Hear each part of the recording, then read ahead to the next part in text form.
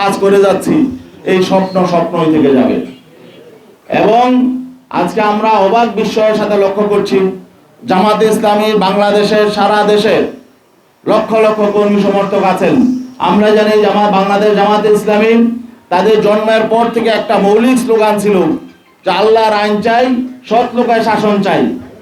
এখন যখন ক্ষমতায় যাওয়ার মতো অবস্থা তৈরি হয়েছে, তখন তারা আল্লাহর আইন থেকে সরে গেলেন।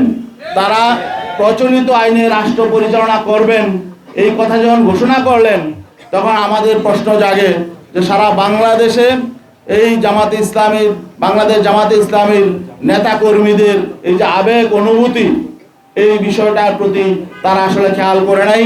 আমাদের যেটা মনে হয়েছে, তারা ক্ষমতাটাকেই একমাত্র মুখ্য মনে করছে।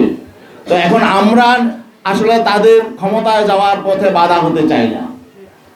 আমরা বিনয়ের সাথে বলতে চাই, আমরা এই প্রচলিত আইনে বিগত 54 বছর রাষ্ট্র পরিচালিত হয়েছে। এই প্রচলিত আইনে শান্তি প্রতিষ্ঠায়, কল্যাণ প্রতিষ্ঠায় প্রচলিত আইন ব্যর্থ হয়েছে। এই প্রচলিত আইন বৈষম্য তৈরি করেছে। অন্যায় অবিচারের মূল হলো প্রচলিত আইন। অতএব আমরা তো সবসময় বলে আসছি, প্রচলিত আইন পরিবর্তন করে সেখানে আল্লাহর দেয়া আইন এবং ইসলামের সুমহান আইন, যেটা সকলের জন্য সমান এবং ধর্মবর্ণ নির্বিশেষে সকলের অধিকার প্রতিষ্ঠা করবে, আমরা তো সেই আইন প্রতিষ্ঠার জন্য আন্দোলন করি।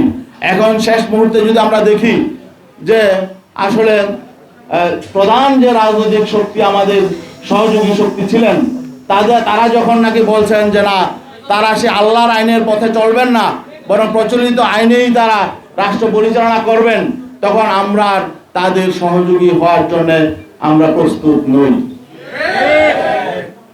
এই জন্য আমরা মনে করছি এটা আমাদের এই ইসলামপন্থী শক্তির সামনে আমাদের তুলে ধরা দরকার।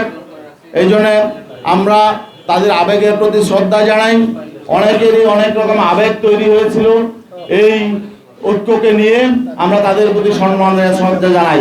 আর বিশেষ করে এখনো পর্যন্ত যারা জোটবদ্ধ আছেন, সেখানে আরো ইসলামী সংগঠন আছেন, তাদের প্রতি আমরা শ্রদ্ধা জানাই। তাদের প্রতি আমাদের কোনো বিরূপ ধারণা নেই। তবে আমি তাদেরকে বিনয়ের সাথে অনুরোধ করব, তারা যাতে এই যে জামাতে ইসলামীর প্রধান যে বক্তব্যটা দিয়েছেন, এইটার ব্যাপারে যদি তাদের নীতি আদর্শের সাথে সাংঘর্ষিক তারা মনে করেন, তারা যাতে একটু ক্লিয়ার হয়ে নেন। আরেকটি বিষয়, এটা ছিল আমাদের আদর্শিক বিষয়, আর একটা রাজনৈতিক বিষয়ও এখানে আছে।